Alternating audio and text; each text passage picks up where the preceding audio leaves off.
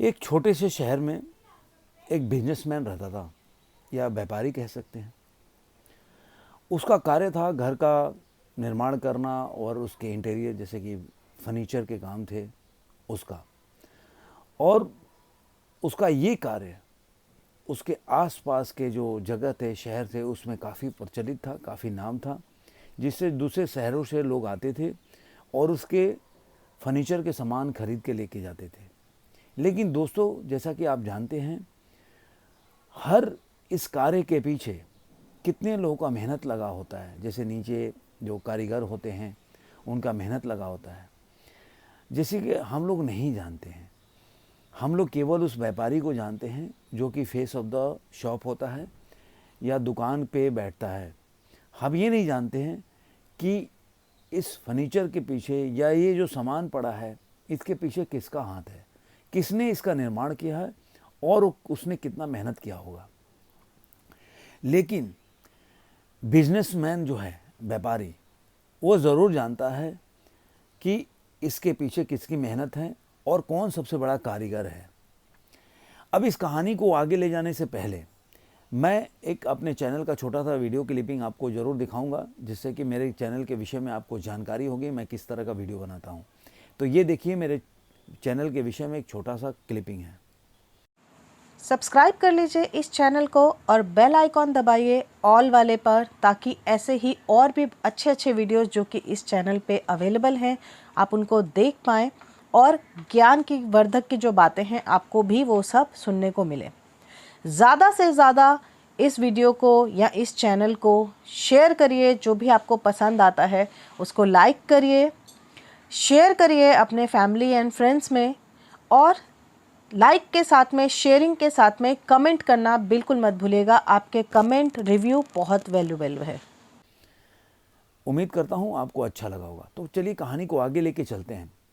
तो व्यापारी को तो पता ही था कि उसका कौन सा कारीगर सबसे बेहतरीन है, जिसके कार्य की वजह से, जिसके मेहनत की वजह से, जिसकी कुशल कार्य की वजह से उसके इस फर्नीचर का जो मूल्य है या नाम है, दूर दूर शहरों तक फैला हुआ था।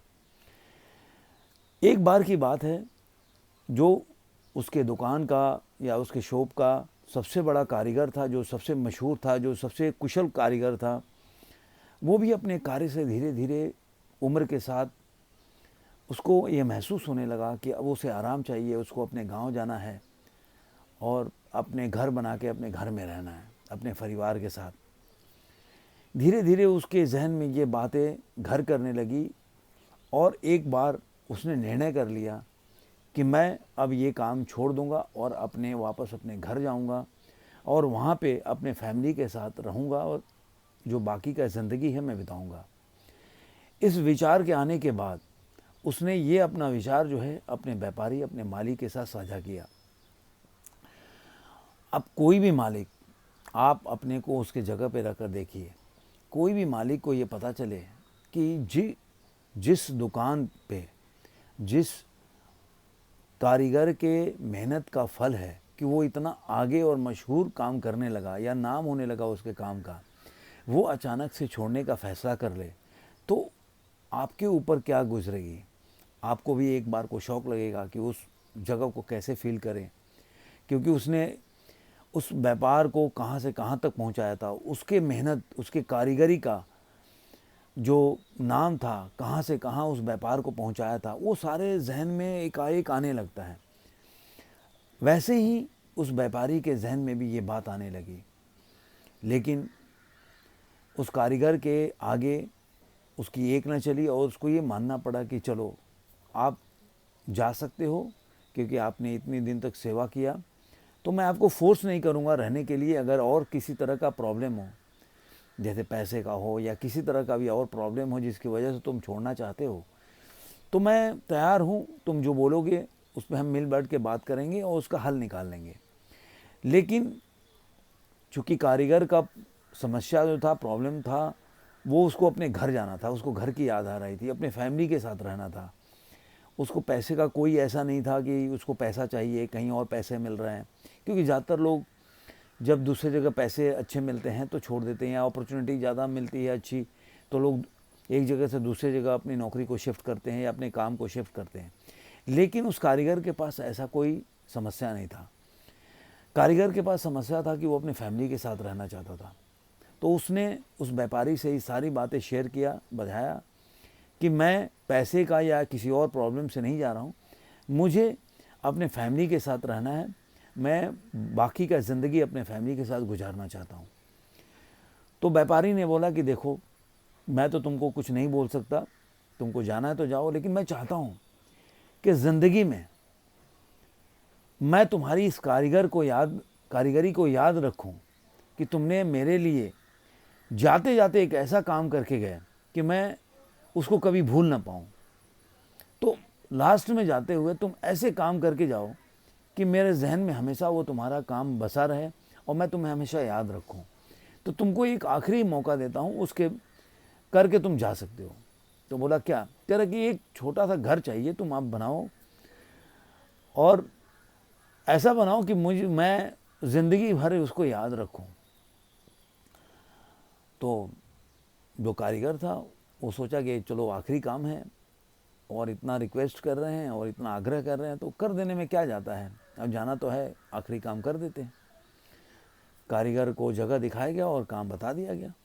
कारीगर काम शुरू कर दिया। लेकिन धीरे धीरे जब भी वो काम करने लगा तो उसके जहन में एक चीज़ आने लगी कि अरे यार, इतना मेहनत क्या करूं, लास्ट काम है, कौन इसका कोई रिवार्ड देने वाला, और रिवार्ड लेने के लिए मैं थोड़े न रहूँगा। मतलब इस तरह से उसके जहन में ये काम में आने लगा और धीरे धीरे उसके काम में जो वो चीज़ें दिखने लगी, जो उसके मन में मनस्थिति में बातें आ रही थी, वो उसके काम में दिखने लगी। मतलब उतना सिंसियरिटी से काम नहीं कर रहा था, क्योंकि उसको लगा कि ये तो लास्ट काम है, चलो ऐसे ही कर देते हैं। तो बेमन से वो धीरे धीरे और काम करने लगा और जल्दी जल्दी कि भाई जल्दी काम ख़त्म होगा तो मैं अपने घर जल्दी चला जाऊंगा। ये भी एक वजह थी और जिसकी वजह से वो काम को जल्दी बिना सिंसियरिटी से, बिना दिल लगाए करने लगा और काम जल्दी के जल्दी ख़त्म हो गया। जब काम जल्दी ख़त्म हो गया तो सेठ के पास गया, कहा कि आपका घर बन के तैयार है, आप चल के देख सकते हैं। तो सेठ जाकर देखा और बोला कि देखो, मुझे तो तुम्हारा काम अच्छा लगा, लेकिन मैं ये तुमको गिफ्ट देना चाहता था कि तुम अपने फैमिली के साथ इसमें आके रह सकते हो। मैं सरप्राइज़ में तुम्हें ये घर देना चाहता था। अब मैं चाहता था कि तुम अपने जो कुशल कारीगरी से अपने लिए अपना घर बनाओ, जो तुम्हें ज़िंदगी भर याद रहे कि हाँ, मैंने तुमको ये मौका दिया, तुम अपने लिए अच्छा घर बना सको। अब उस कारीगर को निराशा हो गई कि अगर ये पहले पता होता तो मैं काफ़ी कुशलता से बढ़िया काम करता और बढ़िया तरह से घर बनाता, लेकिन मैंने हल्के मन से हल्का घर बनाया और वो घूम फिर के मेरे सर पे आया।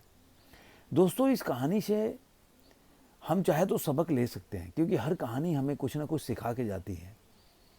ये कहानी से हम ये सबक ले सकते हैं कि कभी भी कोई भी कार्य बेमन से नहीं करना चाहिए, क्योंकि जब आप बेमन से कोई कार्य करते हैं तो वो आपके कार्य में दिखता है और वो 100% नहीं होता है।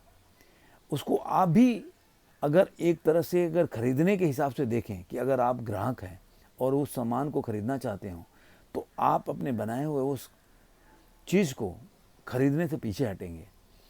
और ये जब आपका कार्य है, आपके जो मेहनत जो है आपके उन चीज़ों में दिखेगा जो आपने बनाया है, निर्माण किया है, तो उसके खरीदार भी कम होंगे और आपका नाम भी खराब होगा।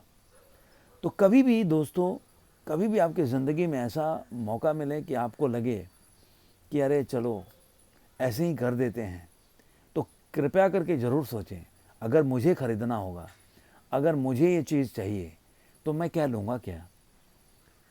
तो आप जब ये दिमाग में लाएंगे तो आप अपने 100% देंगे। कोई भी चीज़ में 100% बहुत ज़रूरी है, चाहे वो पढ़ाई हो, मेहनत हो, कोई कार्य कर रहे हैं, आपका पूरा लगन से कार्य किया हुआ दिखता है, आपको एक आत्मसंतुष्टि भी देगा।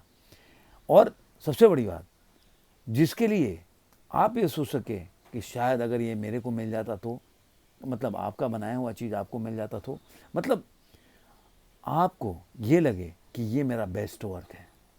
धन्यवाद।